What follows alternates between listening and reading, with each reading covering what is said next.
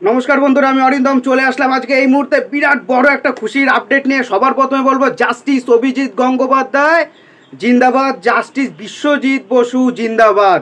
ওনাদের রায় যেগুলো দিয়ে গেছেন সেম রায় কিন্তু ঘোষণা করে দিল কলকাতা হাইকোর্টের ডিভিশন বেঞ্চ।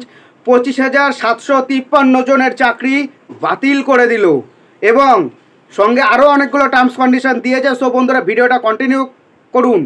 সত্যের জয় হলো, বেকার ছেলে মেয়েদের জয় হলো, যারা এতদিন ধরে রাস্তায় বসে আন্দোলন করছে তাদের জয় হলো। ক্ষতিটা কাদের হলো? যারা দুর্নীতির আশ্রয় নিয়েছে, ক্ষতিটা তার হয়েছে। আমি আমার গত ভিডিওতে পুরো 25,000 কোথা থেকে দুর্নীতি হয়েছে আমি A to Z কিন্তু তুলে ধরেছি। এখানে অবশ্যই করে জাস্টিস গাঙ্গুলিকে আমি প্রায়োরিটি একটা কারণেই দেবো, উনি যে রায়গুলো দিয়েছে ওনার রায় কিন্তু বিফলে যায়নি। এই কেসটা সুপ্রিম কোর্টে কিন্তু নিয়ে গিয়েছিল। টোটাল 340টা না 45টার মতো টোটাল কেস ছিল। সুপ্রিম কোর্ট থেকে বলেছিল কলকাতা হাইকোর্টের ডিভিশনে পাঠিয়েছে স্পেশাল ডিভিশন বেঞ্চ, যেটা সুপ্রিম কোর্টের পরামর্শ দিয়ে এই বেঞ্চটাকে গঠন করা হয়েছে। সুপ্রিম কোর্ট হাইকোর্টের প্রধান বিচারপতি দেবাংশু বসাকের ডিভিশন বেঞ্চ। এই ডিভিশন বেঞ্চ কিন্তু রায় দিয়ে দিল 25,753 জনের চাকরি বাতিল করা হলো।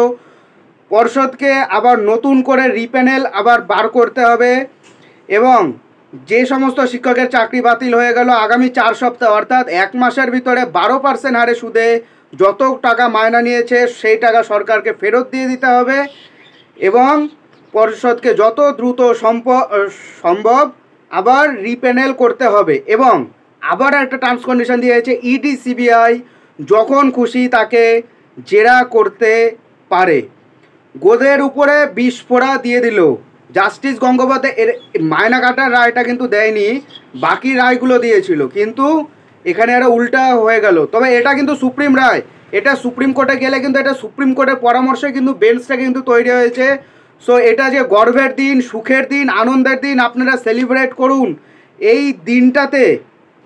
এই দিনটা বেকার ছেলেমেয়েদের দিন, যারা দুর্নীতির আশ্রয় নিয়েছে তাদের দিন শেষ। তাদের যে চোখের জল নাকের জল হয়ে যাচ্ছে। যারা রাস্তায় গরমের ভিতরে আন্দোলন করছে আজকে তাদের আনন্দের দিন। আগামী 1 মাসের ভিতরে তারা নিয়োগ পেয়ে যাবে। এখানে ওএমআর বিকৃতি মামলা, ওএমআর বিকৃতি করে প্রচুর এখানে চাকরি পেয়েছে। যারা 0 পেয়েছে তাদের 50-55 করে দেওয়া হয়েছে, সেটা প্রমাণ পেয়ে গেছে এবং ইডি সিবিআই কিন্তু তদন্ত চালিয়ে কিন্তু যাবে, কারণ রাঘব বোয়াল ধরতে এখনও বাকি আছে। এটা থেকে ধরে নেওয়া হচ্ছে জাস্টিস গাঙ্গুলির রায় কিন্তু ফেক নয়। অনেকে বলেছিল ইনি রাজনৈতিকভাবে ইনি করেছে, তাহলে এখন যারা চাকরিগুলো খেয়ে নিচ্ছে সবাই কি তাহলে রাজনীতির সঙ্গে? বেকার ছেলেদের ভগবান জাস্টিস গাঙ্গুলি জিন্দাবাদ। উনি যে রায়গুলো দিয়ে গেছেন সেই রায় খাটবে। 32,000 যে প্রাইমারি চাকরি আছে আপনারা ওয়েট করুন, সেটাও যাবে, শুধু সময়ের অপেক্ষা।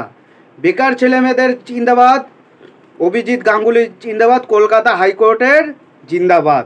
সো বন্ধুরা, নমস্কার। পরবর্তীকালে আরও বিস্তারিত নিয়ে আসবো, সেটা আগামীকাল সকালবেলাতে সেটা আপলোড করব। তো ভিডিওটা কেমন হয়েছে অবশ্যই কমেন্ট করে আপনারা জানাবেন। ধন্যবাদ, নমস্কার।